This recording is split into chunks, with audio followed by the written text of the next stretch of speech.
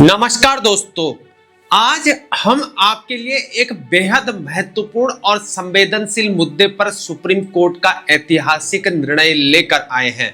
यह फैसला न सिर्फ कानूनी दृष्टिकोण से महत्वपूर्ण है, बल्कि यह हमारे समाज में मां के पावन रिश्ते की एक नई परिभाषा भी स्थापित करता है। सुप्रीम कोर्ट ने गुरुवार को एक महत्वपूर्ण निर्देश देते हुए कहा है कि सामाजिक कल्याण योजनाओं, विशेषकर फैमिली पेंशन जैसे लाभों में मां शब्द की व्याख्या उदारता पूर्वक की जानी चाहिए। कोर्ट ने स्पष्ट रूप से कहा है कि इसमें सौतेली मां को भी शामिल किया जाना चाहिए। जस्टिस सूर्यकांत, जस्टिस उज्जवल भुइयां और जस्टिस एन कोटेश्वर सिंह की 3 जजों की बेंच ने केंद्र सरकार और भारतीय वायुसेना को स्पष्ट निर्देश दिया है। कोर्ट ने कहा है कि उनके नियमों में मां की जो वर्तमान परिभाषा है उसमें संशोधन करके सौतेली मां को भी शामिल किया जाना चाहिए। जस्टिस सूर्यकांत के शब्दों में हमें मां शब्द को उदार बनाना होगा, इसमें सौतेली मां को भी शामिल किया जाना चाहिए, खासकर तब जब पर फैमिली पेंशन जैसी सामाजिक योजनाओं के लाभ की बात हो। सौतेली मां वास्तव में मां ही होती है। यह फैसला एक दिल छू लेने वाली कहानी से जुड़ा है। एक महिला ने सुप्रीम कोर्ट में याचिका दायर की थी। इस महिला ने अपने सौतेले बेटे को पाला था जब उसकी जैविक मां की मृत्यु हो गई थी। अब उसके बेटे की मृत्यु के बाद वह फैमिली पेंशन की हकदार बनना चाहती है। यहाँ ध्यान देने वाली बात यह है कि महिला ने अपने सौतेले बेटे को छोटी उम्र से ही पाला था। उसने मां का पूरा कर्तव्य निभाया। बेटे की वायुसेना में सेवा के दौरान मृत्यु हो गई। अब वह फैमिली पेंशन की हकदार है, लेकिन नियमों की वजह से उसे यह लाभ नहीं मिल रहा है। सुनवाई के दौरान जस्टिस सूर्यकांत ने केंद्र सरकार के वकील से एक बहुत ही प्रभावशाली प्रश्न पूछा। अगर 1 महीने के बच्चे की मां की मृत्यु हो जाती है और पिता दूसरी शादी करता है तो क्या सौतेली मां को मां नहीं माना जाएगा?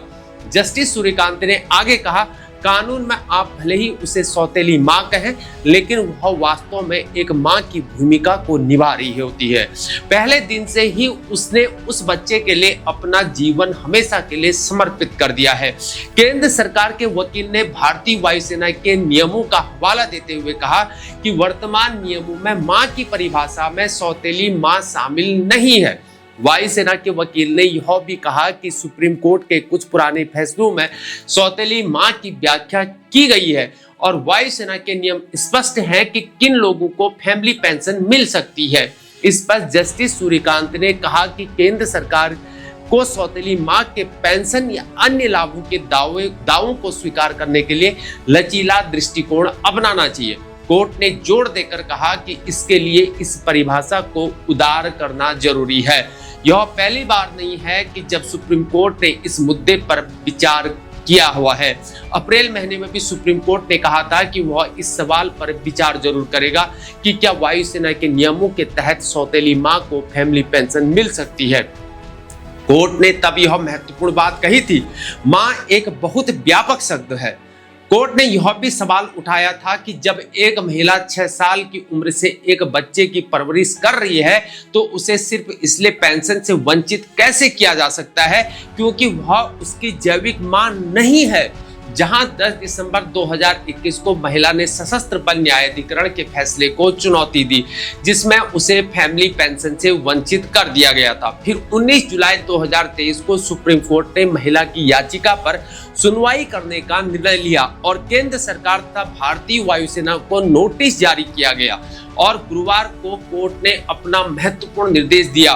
दोस्तों, यह फैसला मां के रिश्ते की एक नई और व्यापक परिभाषा को स्थापित करता है। इससे सौतेली मां के अधिकारों को मान्यता मिलेगी। वह पारिवारिक संरचना में बदलाव के साथ कानूनी ढांचे में भी सुधार होगा।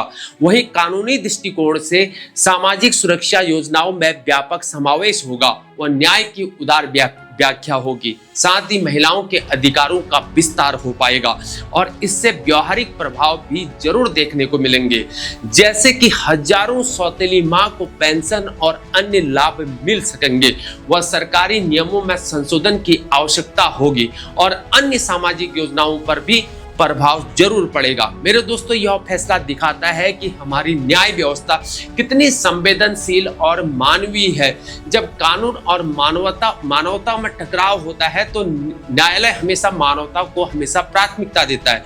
सुप्रीम कोर्ट का यह कहना बिल्कुल सही है कि सौतेली मां वास्तव में मां ही होती है। यह फैसला न सिर्फ इस मामले में न्याय दिलाएगा, बल्कि आने वाले समय में हजारों ऐसी महिलाओं को न्याय मिलेगा जो मां का कर्तव्य निभाती है, चाहे वो जैविक मां हो या वो ना हो। इसलिए दोस्तों, आप सभी से अनुरोध है कि इस महत्वपूर्ण फैसले को अधिक से अधिक लोगों के साथ जरूर साझा करें, लाइक करें, हाइप करें, शेयर करें और कमेंट में बताइए कि आप इस फैसले के बारे में क्या सोचते हैं। मेरे एक्स सर्विसमैन भाई जो इंडियन आर्मी, एयरफोर्स, नेवी और यहाँ पर टेरिटोरियल आर्मी के अंतर्गत अपनी सेवाएं दे रहे हैं, क्योंकि मैं जब फौज में सर्विस करता था तब भी मैं देखता था फौज के अंदर की कई सारों के जो है यहाँ पर वो अडॉप्टेड मदर होती थी, यानी कि सौतेली माँ जिसे कहते हैं, क्योंकि आर्मी के जो डॉक्यूमेंट्स होते हैं उसमें अडॉप्टेड मदर लिखा जाता है, चाहे ईजेएस के डॉक्यूमेंट्स हो, पेंशन डॉक्यूमेंट या इत्यादि में डॉक्यूमेंट्स में हो, तो उनको कई चीजों से, लाभों से वहां पर वंचित कर दिया। जैसे